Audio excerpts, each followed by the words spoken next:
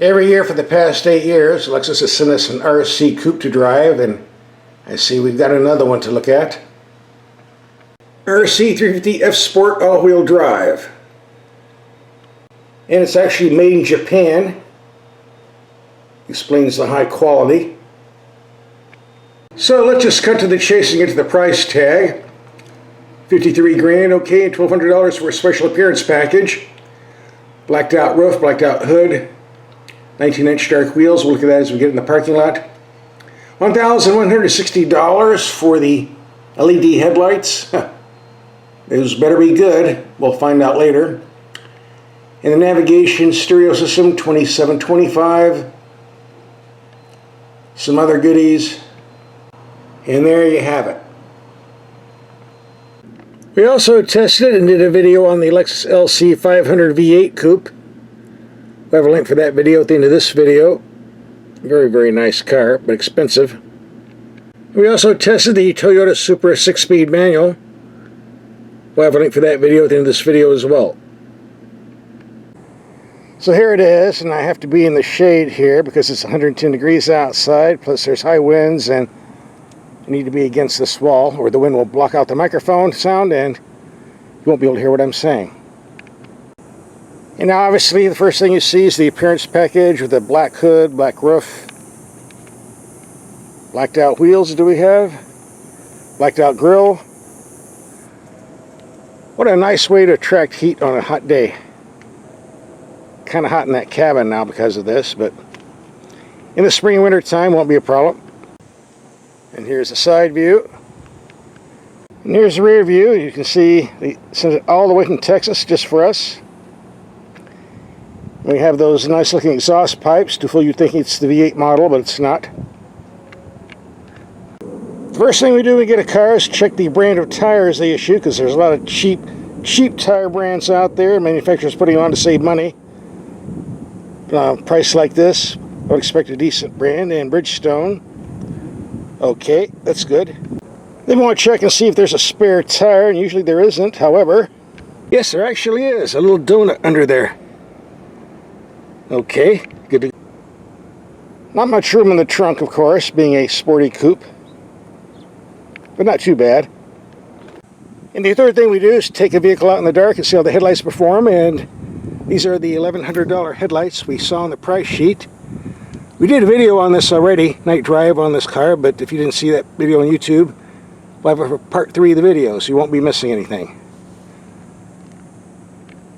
Wow, don't break these, they're going to be expensive to replace. There are a variety of engines offered in the RC series. The RC300 with a turbocharged 241 horsepower, 4-cylinder, rate 21 to 31 mpg. Top of the line RCF V8, 472 horsepower, 18 to 24 mpg. This is the 3.5 liter V6, and there's a 260 horsepower version available. Who'd want it when you have this 311 horsepower version available? Fuel economy 19 to 26 mpg. We're taking this out in the real world to see if that figure is true. Instead of the 8-speed automatic found on other models, this one has a 6-speed automatic because it's the only one that can operate with the all-wheel drive system this vehicle comes with. The 6-cylinder RC comes in 2 versions. Number 1, 2-wheel drive, driven by the rear wheels, or all-wheel drive, driven by all 4 wheels, as we have here. So why would you want all-wheel drive? Well, if you're driving where the roads are slick with ice, snow, and rain, rear-wheel drive doesn't work too good, especially if you have a powerful engine. All-wheel drive works great because you get excellent traction, especially in snow, and that's your main advantage. The disadvantage, it does put a bit of stress on the engine, so your fuel economy drops and your acceleration drops. In this case, since we go from 8-speed to a 6-speed transmission, the acceleration is even slower. We're talking about 0 to 60 in around 6 seconds, 6.5 seconds for the 2-wheel drive and 7.5 for the all-wheel drive. You're not losing that much. Here's the deal. If you live in a place where the climate is very bad with rain and snow, this all-wheel drive vehicle is great. If you live in the desert, like we have out here, you don't need all-wheel drive, waste of money. Get the RC with 350 with the 2-wheel drive, rear drive. So let's get in the cabin. I see we have some nice custom seats here. By the way, this is classified as a 4-passenger because we have some rear seats, but I don't know any human being that can fit back here. And to make it worse, if you want to pull a seat forward, you can't do it manually, it's electric. Take a while to get out of here. Also, if you have legs, it might be a problem. Not much room in between these seats. Bottom line, the back seats are for pets or groceries. I think they do this mainly for insurance purposes. 2-seater cars are more expensive to insure than 4. Let's look at the updates. One feature I've never liked on the RC cars is this horrible finger touch pad. I cannot stand these, but no, they didn't do away with it for 2023, but what they did do, you can bypass that and operate everything with your finger on the screen. So you have a choice. This, that. Okay, now everybody's happy. The climate controls are very easy to use. Unfortunately, we don't get a knob to adjust the temperature. We get this finger thing. Well, it works. So I'll let it go. Here controls Eco, Normal, Custom, Sport, Sport Plus. Snow mode and traction control. And for your heated seats or air-conditioned seats, simple button right here. Don't have to scroll through any menus. And thank you, Lexus, for keeping your cruise control stick. Just press it to turn it on, then set. They're doing away with these. It's a big mistake. You need to keep these. We get a real clock. And paddle shifters on the steering wheel where they belong. They can be reached going a straight line, mild corners, extreme corners, always at your fingertips. Like the Italians who put them on a steering column, which is stupid. They can only be reached in going a straight line, which defeats the whole purpose of having them in the first place. They belong on the steering wheel, and Lexus got it right. Yeah, I know Ferrari puts them on the column, but it's dumb, so what can I tell you? They belong here. All right, on the mixed emotion list, the gauge cluster changes appearance depending on what mode you have it in. That's cool. But the bad news, you have this plastic cover over the gauge cluster, and during the day the sun washes out everything at certain angles. They've known about this for a long time, but they're not going to fix it. This is very annoying. And there are test facilities in Arizona where the sun's always shining. You think somebody would notice this 8 years ago when they put the car on market, but one little flaw you just have to put up with. Wouldn't keep me from buying the car. I like RCs. And these sun visors slide back and forth to block out the sun from the side windows. On some cars, you can't do this, amazingly. And it's only 109 degrees out. Good thing the air conditioning works pretty good, as well as the air-conditioned seats. Part 1 of the video, show and tell, is over. Part 2, let's go out and do some driving. That's what we're here for. First off, the power steering. And when the car industry went from hydraulic steering to electric steering, it was a disaster. No feel, no feedback, no nothing, except for Lexus. They developed a very nice electric system that feels like hydraulic. You cannot tell the difference. The other car manufacturers should copy these. Works great. No complaints with the steering. You won't have any either. The 2-wheel drive car with the 8-speed automatic is pretty quick, but this one here with the 6-speed automatic all-wheel drive is a bit slower, but if you put it in Sport Plus mode, it sounds pretty good.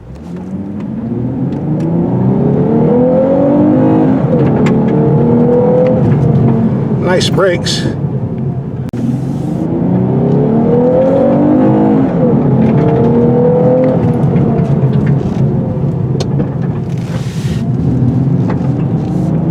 Got a few speed bumps ahead. Went over them pretty good. That was in the normal mode.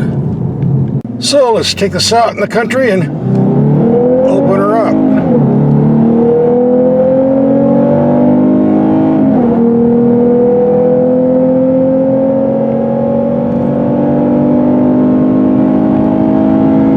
First question you might ask yourself, how is the handling of the all-wheel drive RC compared to the 2-wheel drive RC when taking these tight mountain curves?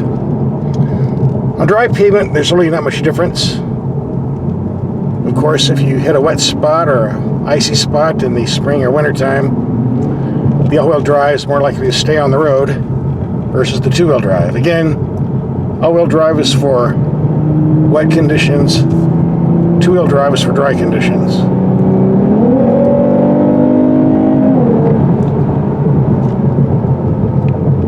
Either way, the cornering of the RC is excellent. It's got a very nice solid body structure. By the way, we've got nice brakes too, no fade. And I do have this in the Sport Plus mode because I want to hear the exhaust as loud as it is.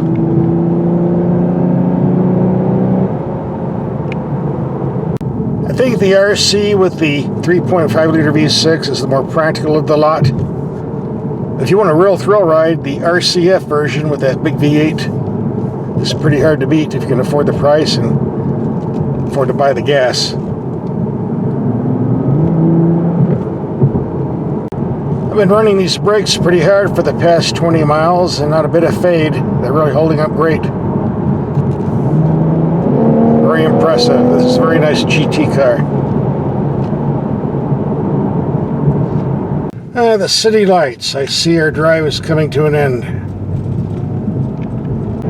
We're going to take a highway trip in the RC, about 125 miles or so. See if the EPA numbers match the real world numbers. By the way, this is a pretty smooth riding vehicle. Comfortable seats, a little wind noise. Pretty nice. Not much luggage room, so I don't think we'll be going too far. Los Angeles, New York, yeah, that could be a problem.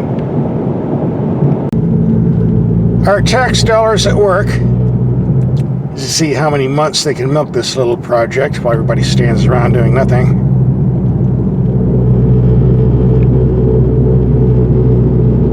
We're coming near the end of our trip. We'll pull over and see what the numbers are for our fuel economy.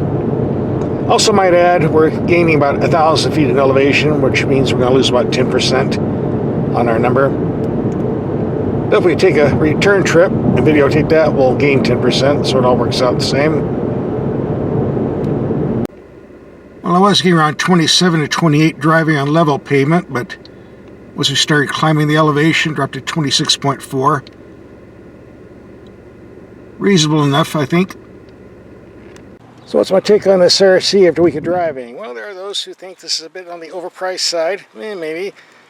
And it's a bit outdated. Maybe.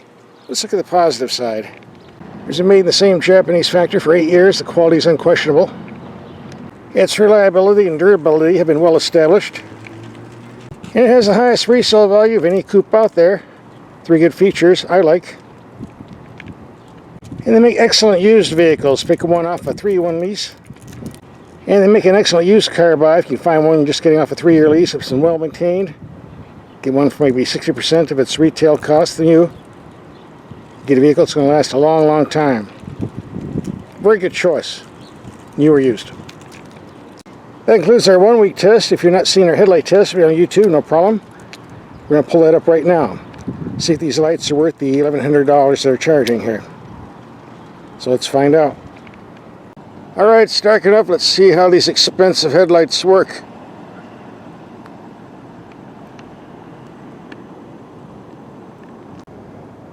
And here's what it looks like from the rear view.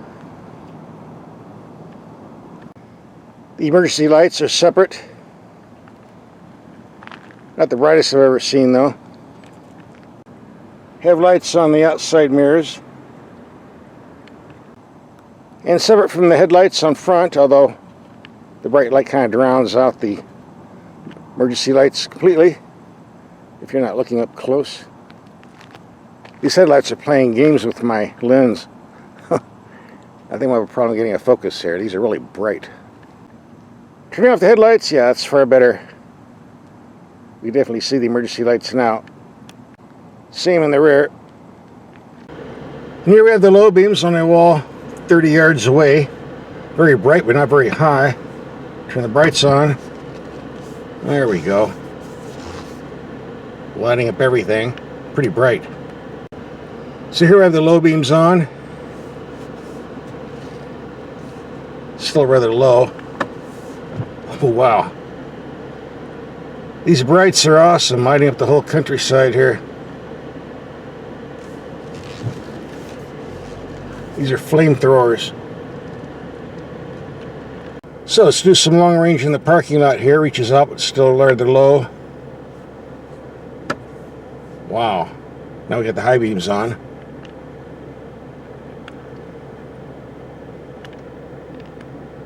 We're going to take this car out to the mountains tonight, the countryside, and see how far these will light up, so don't go away. More to see. Before that, here's the camera. If you put the transmission in reverse. Not the largest screen I've ever seen, but how big do you need it?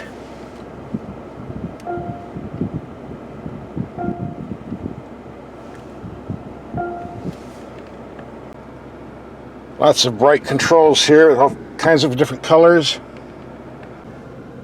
And let's see, normal mode, sport mode, sport plus, get a light show here, eco mode.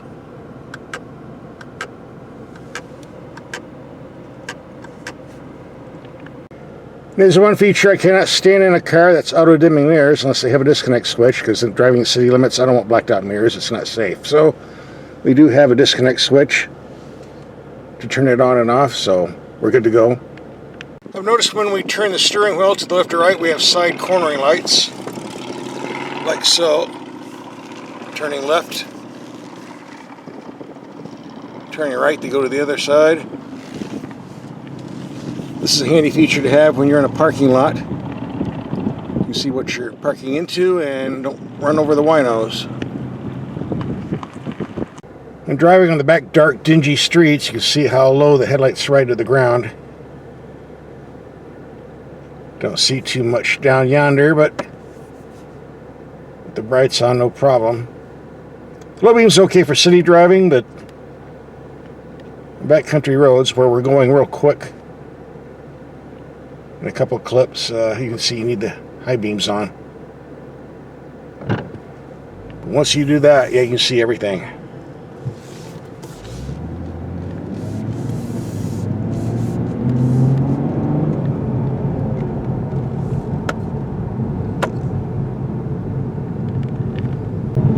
Yeah, out here in the sticks, now we can really see how far these reach out. Wow.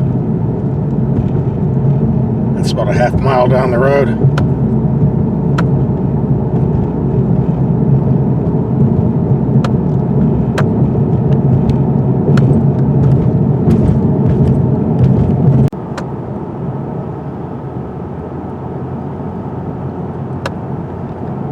You would think that what they're charging for these headlights, they would be active headlights, meaning they turn the same direction as the steering wheel's turning, or swiveling as the case may be, but apparently they don't do that. But if you put the high beams on, the light is so wide you really don't need swiveling headlights. These seem to be doing a pretty good job.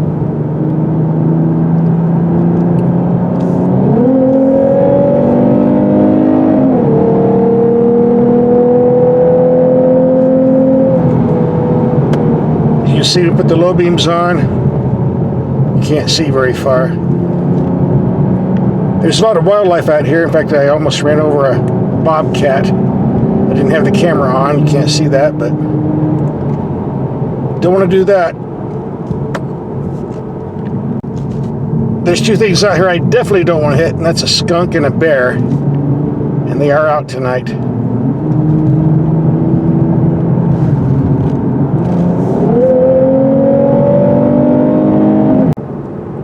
Well, I would say these headlights are definitely a good addition to this motor vehicle.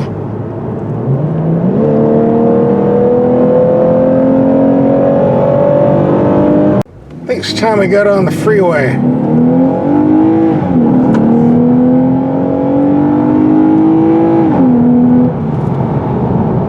Well, this car isn't that quick. It certainly sounds quick.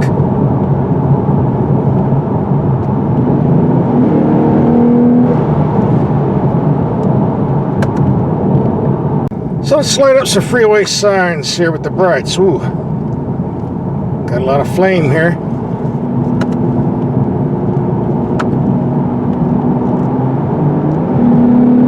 This is doing a pretty good job picking up signs a long distance away. If you use the high beam, of course. Well, here we go. Another cluster to deal with. But we got some good lights, right?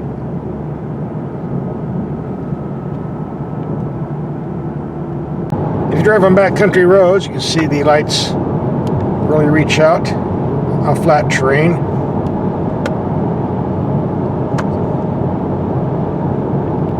Well, that was a nice little country drive we took last night, so the question is, how do I rate these headlights?